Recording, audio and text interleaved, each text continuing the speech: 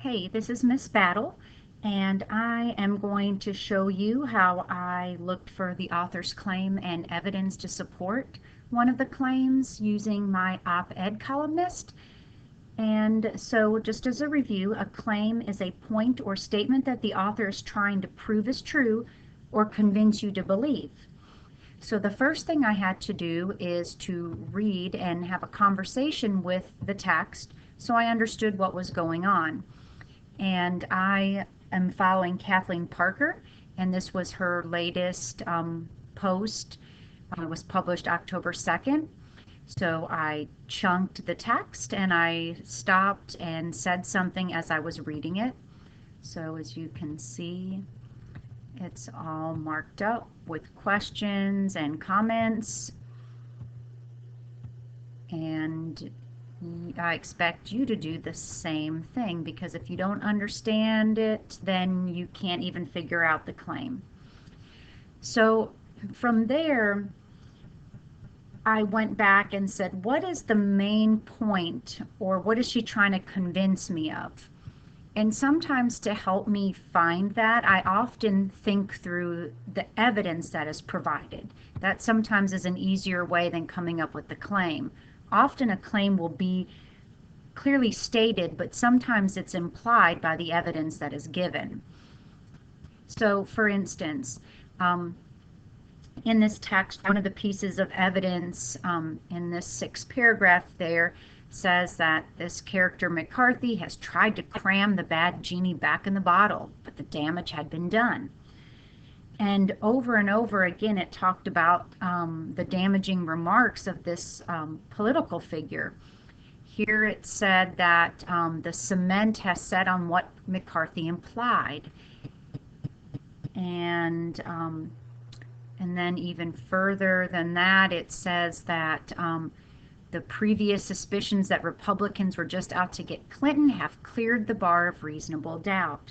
So a lot of these pieces of evidence keep building to the fact that this representative, or this Republican, Kevin McCarthy, made some comments that really hurt his chances and are hurt of becoming a greater political figure in the Republican Party, but really have hurt the party as a whole. This was one of her main claims. And as I skimmed back through this text, I found in paragraph 4 where she said it was a self-inflicted, potentially fatal wound, not just to McCarthy, but to Republicans more broadly, including those running for president. So this is where I marked the claim. So from there, it helps me to use a graphic organizer like the simple one I gave you guys last week. But I listed one of the claims that I found in the text. Right here you can see I wrote it out. And then I listed 4 pieces or 4 examples of evidence from the text to support the author's claim. And often I didn't want to write out the whole, excuse me, I didn't want to write out the whole thing word for word. So I used ellipsis and put it in quotations because they're exact words. And I also listed the paragraph numbers. And then after I was done, I want you all to do this as well, is to think about the author's evidence and did it really support his claim? And here's the thing that we have to keep in mind when we look at an argument. You may read an argument that you absolutely disagree with. However, you have to set your own personal beliefs aside when you're analyzing an argument for argumentation itself. There'll be times where I'll ask you what you think or your opinions in relation to the argument, but I could totally disagree with an argument, and the author provides excellent evidence to support his or her claims, and it's a very well done argument, even if I don't agree with it, and that is so hard to do.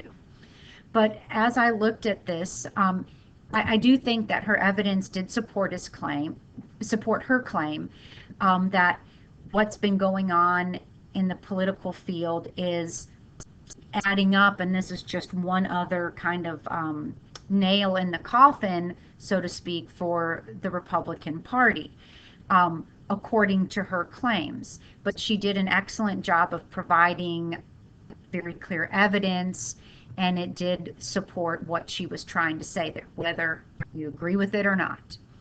And so that is how I want you to find your author's claim and look at the evidence that is provided in your op-ed article. Now, as a side note, there was another claim that I did find, because often texts have multiple claims.